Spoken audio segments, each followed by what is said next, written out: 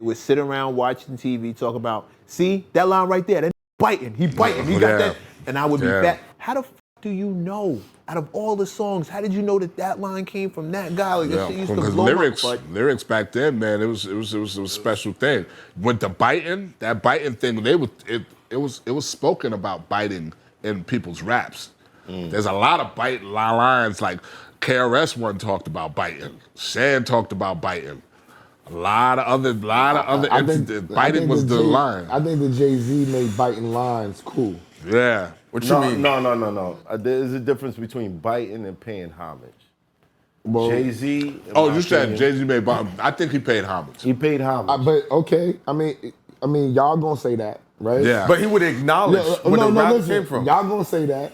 I got it. But the people outside is gonna be like, yo, and we've heard it before. So y'all can say homage, but you know we've heard it before. I think a KRS-One back in the KRS-One back in the late what's 80s. that first album?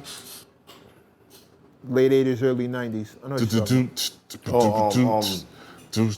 Love's Gonna Get You? No, the first album of Boogie Down Productions. Oh, the first album. Back then, it would have been a sin to recite a line. But I think Jay made it fashionable because Jay took it and did another type of thing to it and made it like he was actually saluting the artist. Right. And him saying it, how you gonna fuck with me? Because I'm me. But you like have that's how Jay did it.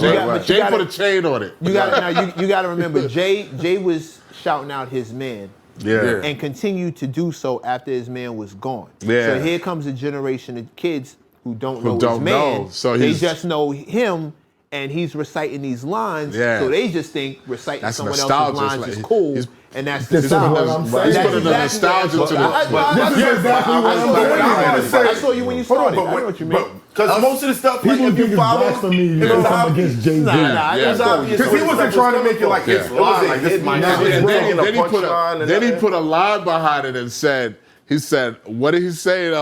I'm not a biter, I'm a writer for myself. Say the whole thing. When I say a lot, I'm only bigging up my brother. Bigging up my borough. I'm big enough to do it. I'm not thorough. Plus, I know my own flow is stupid. So the rings and things you sing about, and then we do a Biggie line. But right he did that. He said that. I got chills. I got chills from the liquor when you said that. He said that because he was catching heat, and is forgetting that because this is 20 years later. What was going on? We was in there. He was catching heat. Niggas was saying, "Yo, it's cool to use Biggie, but you're using him too much." So that's why.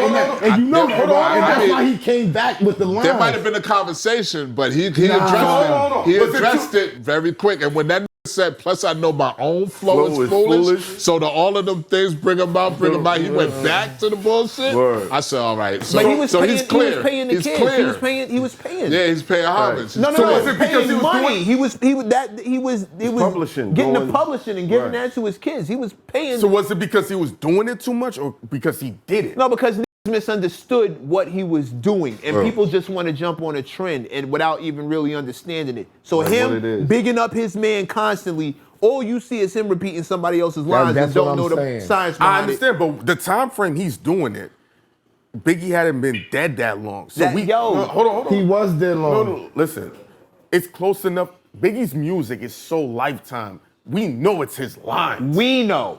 Hold on, listen. In the time he's doing it. Right now, he ain't been dead that long.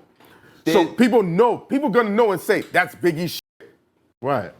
But nobody... If he was doing it 20 years... What do you consider not that long, No, it's not. It's what, 5 years is enough? It was more than 5 years. When? But it was like 7, 8 years.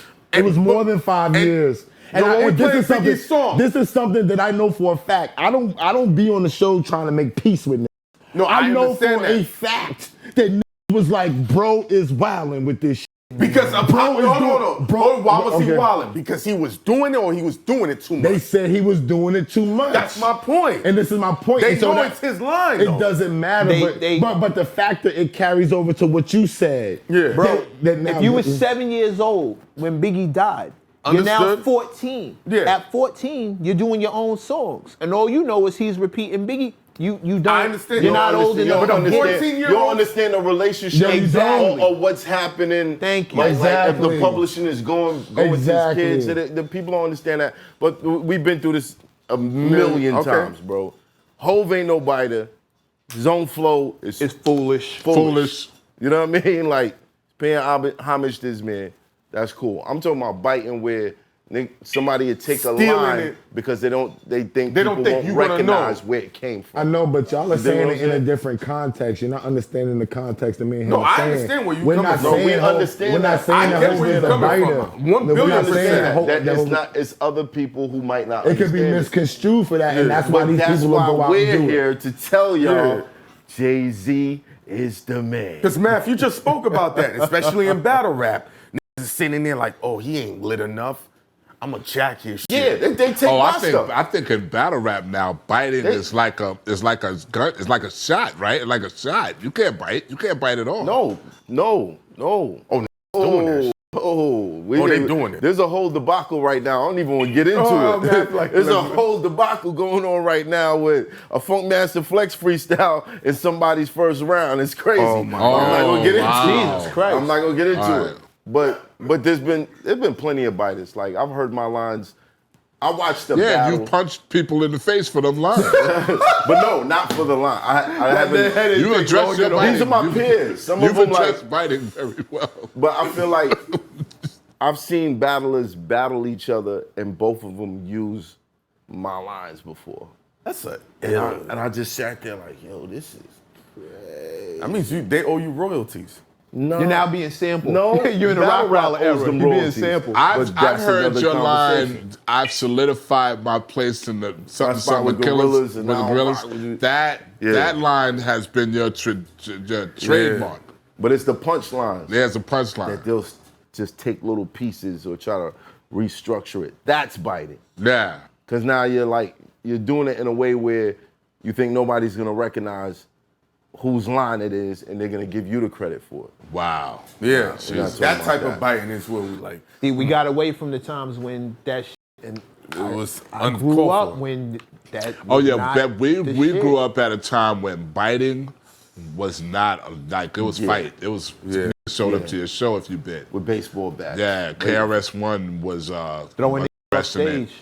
You know what I'm saying? A lot of other crews were addressing it, but BDP was addressing it. Yeah. Definitely. Who did they address?